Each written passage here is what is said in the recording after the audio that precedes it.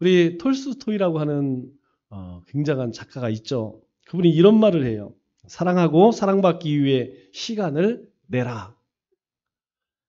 사랑하고 사랑받기 위해 시간을 내어야 한다. 이렇게 이야기해요. 그런데 왜 그러냐? 이것은 구원받은 자의 특권이다. 이렇게 이야기합니다. 그러니까 구원받은 자는 사랑을 이미 받았고 사랑을 줄 수 있는 그런 존재라는 거예요. 그렇기 때문에 그런 시간을 너희가 항상 갖도록 해라. 이렇게 이야기를 합니다. 사랑도 그렇죠? 사랑도 사랑을 받아본 사람이 더 큰 사랑을 할 수 있습니다. 우리는 하나님으로부터 이 세상에서 견줄 수 없는, 비교할 수 없는 큰 사랑을 받았기 때문에 우리는 무조건 사랑의 사람이 되어야 합니다. 왜냐하면 하나님께서 우리에게 요구하세요.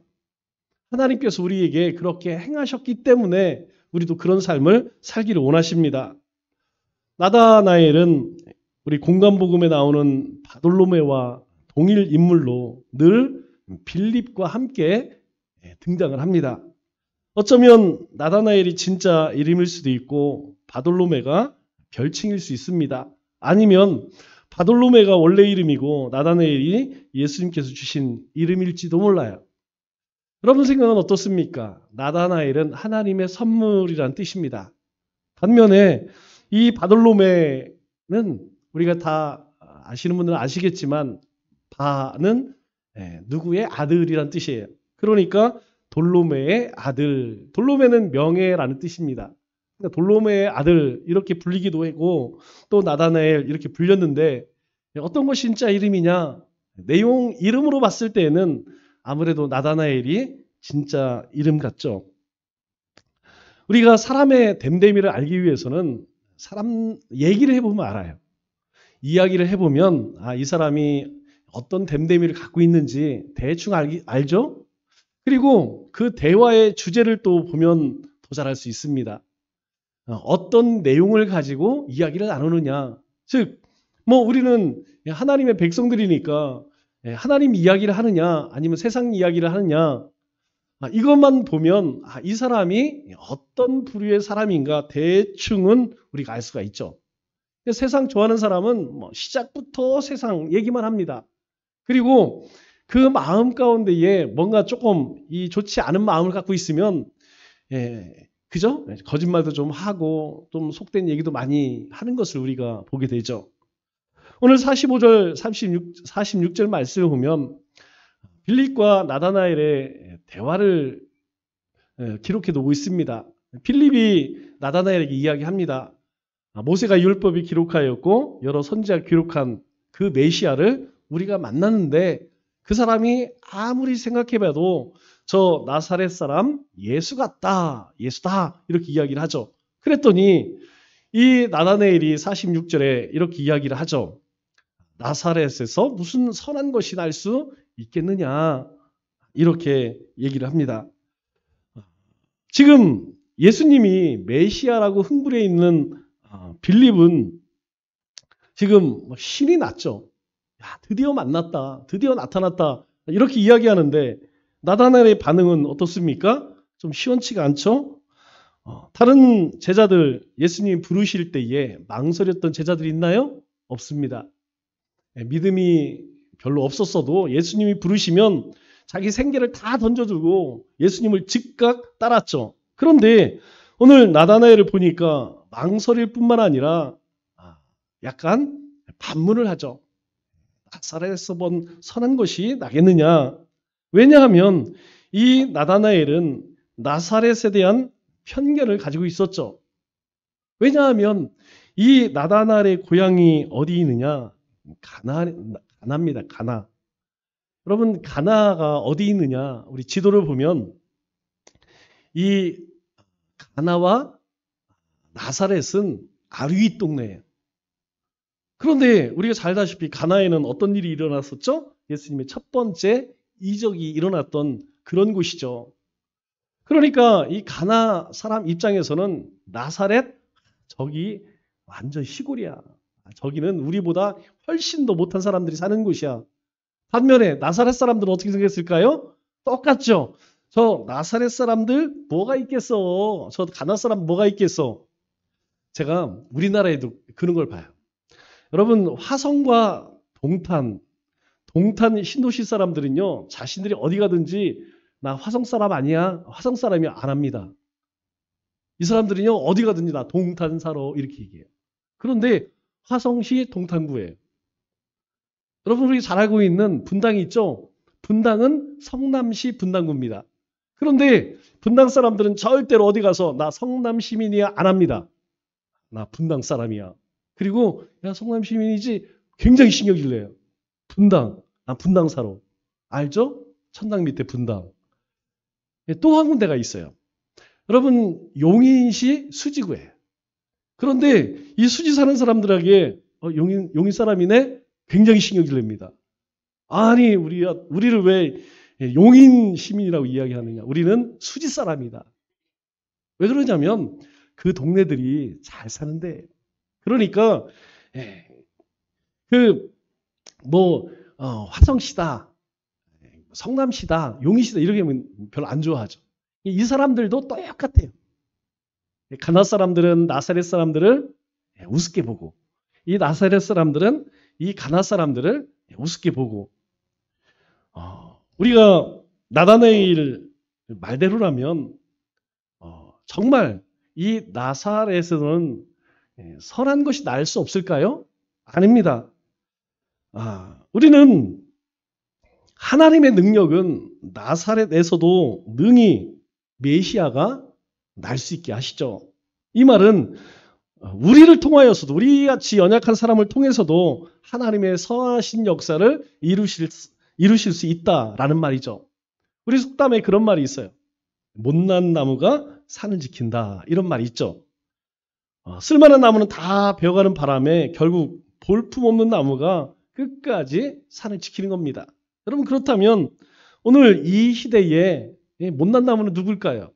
우리 아니겠습니까? 저는 그렇게 생각해요. 바로 우리입니다. 그래서 하나님께서는 우리를 통하여서 얼마든지 하나님의 일들을 이루실 수 있다는 것이죠. 그런데 나다나엘은 그렇게 생각하지 않았어요. 이 나사렛에서 뭔 선한 것이 나겠느냐. 일종의 라이벌 의식이 있죠. 뿐만 아니라 적어도 나사렛보다는 우리 가나가 낫다라고 하는 우월 의식도 있었던 것 같습니다. 그러다 보니 나다나엘은 이 나사렛에 대한 깊은 편견과 지역 감정을 가지고 있었죠.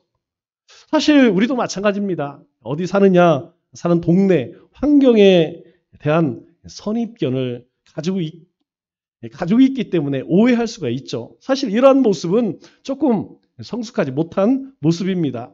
외적으로 누군가를 판단한다는 것은 성숙하지 못한 모습이죠. 게다가 나다나엘은 나름대로 메시아에 대한 기대가 있었을 것입니다. 그렇기 때문에 메시아는 좋은 가문에서 훌륭한 교육을 받고 인물이 출중한 그런 사람으로 생각을 했겠죠. 저 나사렛에서 우리 저 아랫동네 저기에서 설마 메시아 오겠느냐 이런 생각은 아마 한 번도 상상도 안 했을 것입니다. 그런데 결국 예수님은 이 땅에 어떻게 오셨습니까? 종의 모습으로 오셨죠. 그래서 빌립보서 2장 7절 8절에 보면 우리에게 이렇게 말씀합니다.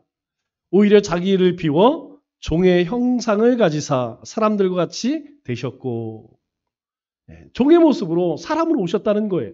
그리고 사람의 모양으로 나타나사 자기를 낮추시고 죽기까지 복종하셨으니 곧 십자가에 죽으심이라. 예수님께서는 철저히 종의 모습으로 이 땅에 오셨다라고 우리에게 말하죠. 결국 이 편견은 부분적인 것을 가지고 전체를 아는 것처럼 그렇게 생각할 수 있게 되는 것이죠. 그래서 우리가 한번 우리 자신을 돌아볼 때 나에게는 어떤 편견이 있는가 한번 돌아봐야 돼요. 여러분 모든 사람들에게는 선입견이 있고 이 편견이 있습니다. 외모에 대한 편견, 직분에 대한 편견, 빈부에 대한 편견, 배움에 대한 편견, 믿음에 대한 편견.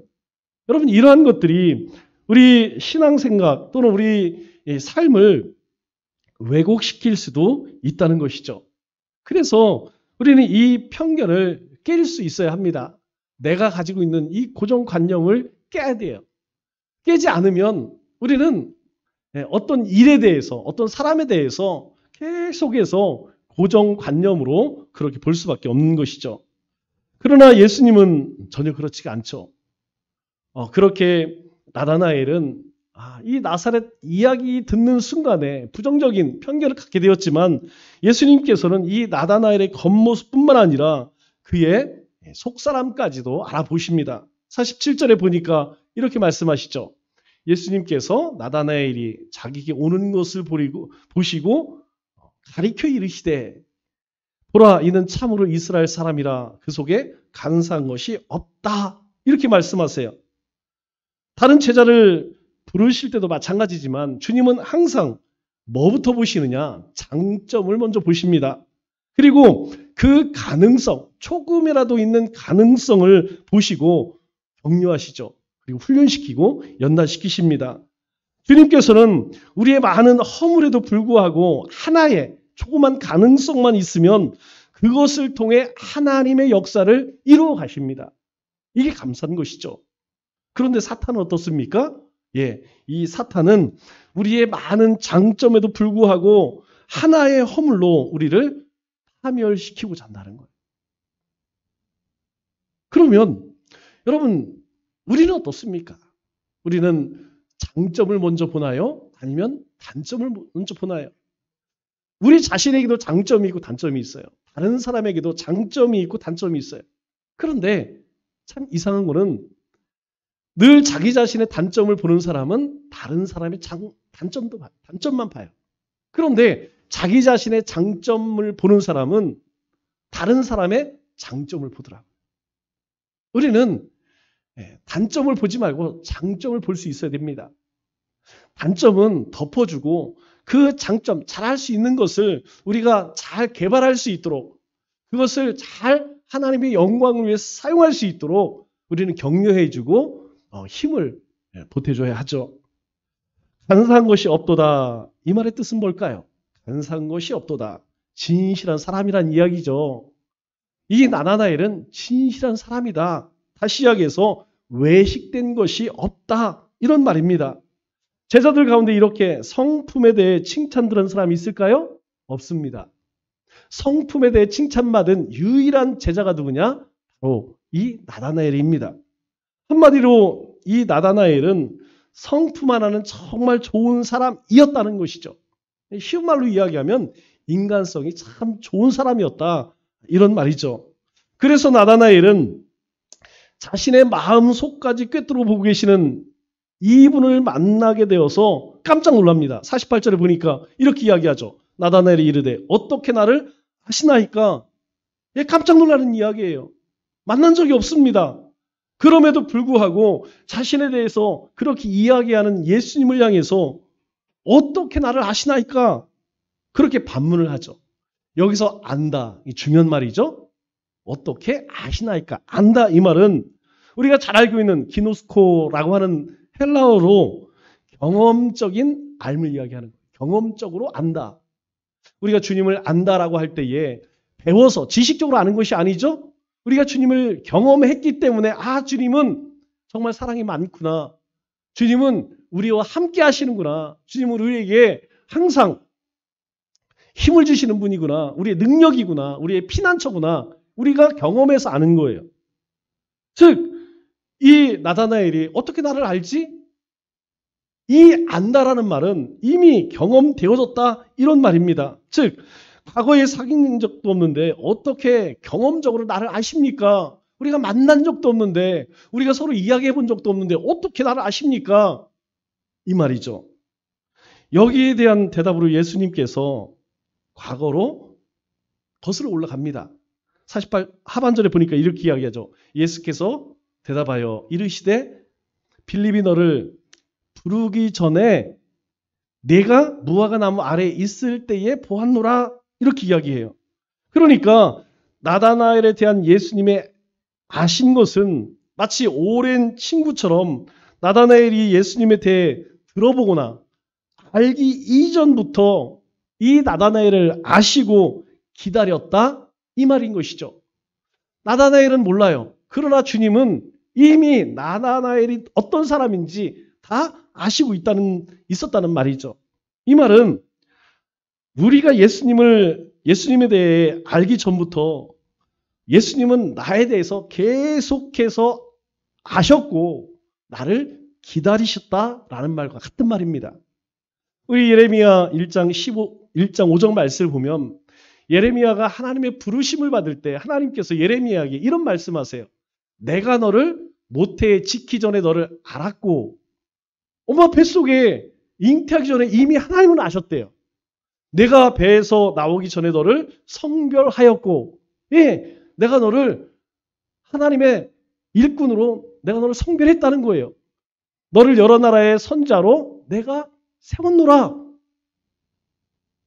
예레미야는 전혀 한 번도 이런 생각을 보지 않았습니다. 그런데 하나님은 뭐라고 말씀하세요? 너를 이렇게 이야기해요. 알았다는 거예요. 하나님이 이미 알고 너를 계속 기다리고 있었다. 그리고 그때가 되어서 내가 너를 이제 이 땅의 선자로 내가 보내노라. 너를 쓰고자 원한다. 이 얘기죠. 오늘 우리가 하나님 앞에 감사하는 이유도 여기 있습니다. 하나님은요. 우리가 알기 전에 벌써 우리를 아셨대요. 그리고 우리가 주님께로 오기를 기다리셨다는 것입니다. 특별히 예수님은 뭐라고 말씀하세요? 48절에 보면 무화과 나무 아래라고 하는 특별한 곳을 지칭해 말씀하십니다. 당시 경건했던 사람들은 바로 이 무화과 나무 아래에서 말씀을 묵상하고 기도하는 은혜의 시간을 가졌다고 해요. 즉 무화과 나무는 하나님과 교통하는 하나님을 만나는 비밀스러운 장소였다는 것이죠. 반면에 바리새인들은 어땠을까요? 바리새인들은 사람들 눈에 잘 띄는 길 어귀, 시장에서 기도하는 것을 좋아했습니다. 하지만 이 경건한 사람 나다나엘은 하나님만이 보시는 은밀한 곳에서 경건의 시간을 가졌다는 것이죠. 예수님께서 그곳에 있는 나다나엘을 보시고 기억하셨다는 것입니다. 또한 이 무화과 나무 아래라는 위치뿐만 아니라 이 나다나엘의 영적 상태까지도 예수님은 알고 계셨다는 것이죠. 그러면 하나님께서 기억하는 사람은 어떤 사람일까요? 여러분 하나님이 기억하는 사람은 어떤 사람일까요?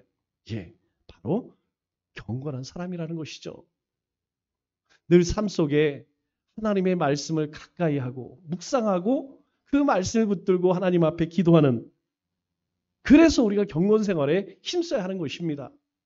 우리가 이 땅에 엄청나게 많은 일들 하는 것보다 더 중요한 것이 무엇이냐면 하나님과 친밀한 관계를 유지하는 게 훨씬 더 중요한 것이죠. 내가 하나님의 거룩한 백성으로 경건하게 살아가는 것이 훨씬 더 중요하다는 것입니다. 그러나 여러분 실상 어떻습니까? 큰 건물을 짓고 큰 돈을 벌고 큰 업적을 이루는 것 이것이 하나님 앞에 큰 영광 돌리라는 거라고 생각해요. 그러나 그렇지 않다는 거예요. 하나님이 기억하는 사람은요. 은밀한 가운데에서 하나님을 깊이 만나기를 원하는 경건한 사람을 하나님은 기다리시고 또 그러한 사람을 기억하신다는 것입니다. 예수님의 말씀을 들은 나다나엘은 깜짝 놀라죠. 이분이 하나님이 아니고서야 어떻게 나를 꿰뚫어 보고 계실까? 나는 만난 적도 없는데 내가 무화과 나무에서 뭘 했는지 그리고 내가 어떤 성품을 가지고 있는 사람인지 어떻게 알았을까? 깜짝 놀라게 됩니다. 그래서 자기도 모르는 사이에 49절 이렇게 고백을 합니다. 라삐여, 당신은 하나님의 아들이시오. 당신은 이스라엘의 임금입니다. 당신이 바로 하나님의 아들입니다. 그리고 이 땅의 진정한 왕이십니다. 여러분 이 말의 의미가 뭐예요? 바로 주님 앞에 완전히 항복하는 순간이라는 것이에요. 방금 전에 얼마 전에 뭐라고 얘기했습니까? 나사렛에서 뭔 선한 것이 나겠어. 그 시골 동네에서 그 가난한 동네에서 뭔 메시아가 나겠어. 있을 수가 없는 일이지. 그런데 지금 뭐라고 이야기해요? 라삐요. 선생님. 선생님이라는 말로도 부족하여서 당신은 예수님은 당신은 하나님의 아들이십니다. 그리고 이 땅의 진정한 왕이십니다. 이렇게 그의 마음의 고백이, 입술의 고백이 바뀌는 것을 보게 되죠. 놀라는 것은 나다나엘만 놀라는 것이 아닙니다. 더 놀라는 것은 무엇이냐면 예수님도 함께 놀라요. 50절 말씀을 보세요. 예수께서 대답하여 이르시되 내가 너를 무화과 나무 아래에서 보았다 함으로 믿느냐? 여러분 이 말이 뭐예요? 야, 내가 너에게 한 말을 네가 믿느냐? 너 그거 진짜 믿어? 예수님도 깜짝 놀래요. 나다나엘은 예수님이 자신을 알아본 것에 대해 놀라고, 예수님은 나다나엘이 예수님을 알아본 것에 대해서 야, 내가 한 말을 네가 진짜 믿어? 그래서 예수님은 깜짝 놀라죠. 그리고 앞으로 더 크고 놀라운 일을 볼 것이라고 예수님께서 나다나엘에게 예고하십니다. 하반절 보세요. 이보다 더 큰 일을 보리라. 그래? 네가 내가 한 말을 믿어? 그렇다면 너는 이보다 더 큰 일을 보리라. 이렇게 말씀하세요. 즉 현재와 과거도 놀랍지만 앞으로 다가올 미래의 일들은 이제 지금까지 내가 경험하고 본 것 그것과는 비교가 안 된다. 이 말씀 아니겠습니까? 지금 예수님의 말씀은 미래를 향하고 있어요. 이것은 아울러 이 나다나엘이 지닌 이 믿음의 분량이 더욱 크게 자랄 것에 대한 말씀이라는 것이죠. 그래서 하반 51절에 이렇게 이야기합니다. 또 이르시되 진실로 진실로 너희에게 이르노니. 두 번 강조하죠. 진실로 진실로 너희에게 이르노니. 내가 하는 말을, 지금부터 하는 말을 너희가 잘 들어라. 잘 새겨 들어라. 왜요? 하늘이 열리고 하나님의 사자들이 인자 위에 오르락내리락 하는 것을 너희가 보리라. 여러분 어디서 많이 본 말 같지 않아요? 하늘이 열리고 하늘의 사자들이 인자 위에 오르락내리락 하는 것을 보리라. 여러분 이 말씀은 우리 창세기 28장에 야곱이 형 에서를 피해서 하란으로 도망갈 때 여러분 꿈 가운데 환상 가운데 보았던 이야기를 예수님께서 지금 하고 계신 거예요. 야곱은 환상을 통해서 이 계시를 보지만 예수님은 나다나엘에게 하늘과 땅에 걸쳐 있는 사다리의 실체가 바로 예수님이라는 이 중대한 진리를 알려주고 계신 것이죠. 즉 하늘과 땅의 중보자로, 중보자가 누구냐? 예수님이라는 거예요. 야곱이 그 사다리를 통하여 천사가 오르락내리락 한 것을 본 것처럼 이제는 너희가 이 예수님을 통하여서 하나님의 그 보호자의 영광의 자리에 오르락내리락 하는 것을, 그 자리에 이를 수 있는 것을 너희가 보게 될 것이다. 즉 이 말씀은 예수님의 구속사역을 말씀하고 계신 것이죠. 예수님을 통하여서 천사가 오르락내리락 하듯이 우리가 하나님과 교통하는, 우리가 언제든지 하나님 앞에 나가고 하나님이 우리 가운데 찾아오시는 그것을 너희가 이제는 보게 될 것이다. 이렇게 말씀하는 거예요. 그게 뭡니까? 바로 예수님의 십자가라는 거예요. 예수님의 십자가를 통하여서 그 이름으로, 예수님의 이름으로 하나님 앞에 나갈 수 있다는 거예요. 하나님을 만날 수 있게 된다는 거예요. 하나님의 임재하심을 경험하게 된다는 것입니다. 얼마나 놀라운 일입니까? 이 대화 속에서 예수님이 말씀하는 게 뭐예요? 바로 예수님 자신이 하나님의 아들이시며 온전한 사람의, 완전한 사람의 아들이라는 것과 또 예수님이 참 이스라엘 왕이라는 것과 우리는 그의 백성이라는 사실, 그리고 예수님은 하나님과 우리 사이에 중보자가 되신다는 기독교의 가장 중요한 진리를 우리에게 가르쳐주고 계신 거예요. 말씀을 맺도록 하겠습니다. 결국 나다나엘은 가장 영광스러운 사건들의 목격자가 됩니다. 각종 병을 고치시고 오병이어의 기적을 베푸시고 바다를 잠잠케 하시고 능력 있게 말씀을 전하시는 그 예수님의 신적 권세를 직접 목격하게 되는 것이죠. 그리고 무엇보다 십자가와 부활, 그리고 승천과 오순절 이 사건을 경험하면서 하나님의 역사가 오르락 내리락하는 놀라운 사건을 직접 경험하게 됩니다. 2025년 올 한 해 나다나엘과 같이 온전한 경건 생활을 통하여서 주님의 메시아 되심을 우리의 삶 속에 경험하고 찬송하고 예배하는 우리 믿음의 권속들 다 되시기를 주님의 이름으로 축원합니다.